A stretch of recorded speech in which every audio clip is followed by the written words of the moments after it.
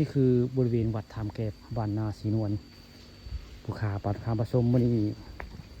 มากับจานโก๊กได้นี่จานโก๊กพามาเที่ยวพี่น้องมันนี่มาวัดธรรมแกบบ้านนาศรีนวลได้นี่ผู้ขาปัดคำผสมมันนี่พามาชมวัดธรรมแกบได้อยู่ด้านหลังของวัดก็ได้นี่โอ้เป็นหน้าผาสูงพี่น้อง เดี๋ยวสิพาลงไปเป็นถ้ำเก่งข้างล่างโอ้บอกทางใต้ก็มีถ้ำแคบที่จานอันนั้นเดชะมันเป็นยังให้หน้าข้าเจ้าบอกให้หน้า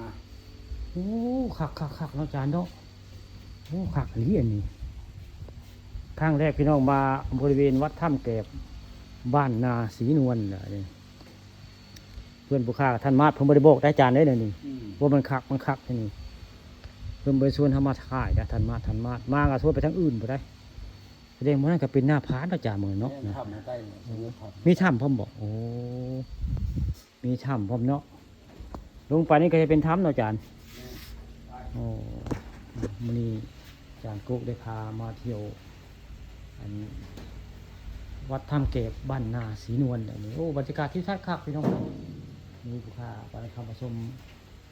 มาวัดถ้ำเก็บบ้านนาศรีนวลเลยไปจานลงไปใต้ผมบอกลงไปถ้ำเก็บไปถ้ำใหญ่ยี่บ่ลงไปนี่บอกเฮ้ยสมมติกับไปเบิ้ง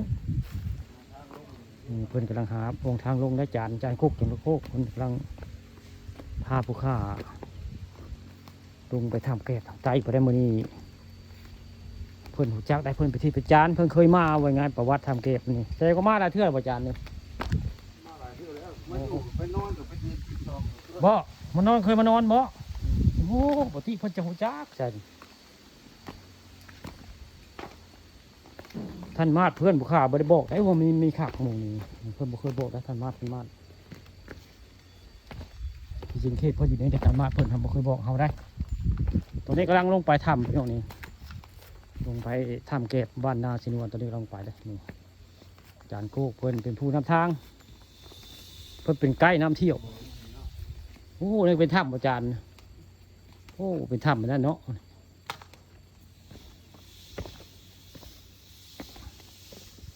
ตอนนี้ย่างลงได้โอ้ยังไกลเติบอาจารย์บอกโอ้สามฮอดติโอ้ย่างไว้กับเสียมพลาดได้นี่เนาะเนี่ยลื่นอาจารย์นี่ใกล้เลยเนาะโอ้ตอนนี้อาจารย์เพิ่นกำลังพาไปได้พาไปบึงทำเก็บบ้านนาศรีนวลบ้านนาศรีนวลนี่ขึ้นอำเภออย่างอาจารย์โคกศรีสุพรรณเนาะมีเขตตำบลตองโคกโอ้เขตตำบลตองโคกโคกศรีสุพรรณไปเบิ่งน้ำกันพี่น้องทำเก็บอยู่มุมใดนี่อาจารย์โกกเพิ่นพามาเบิ่งวัดถ้ำเก็บแต่ยังบูเห็นมันย่างไปเรื่อยๆใกล้แล้วคุณเราใกล้สิฮอดแล้วนี่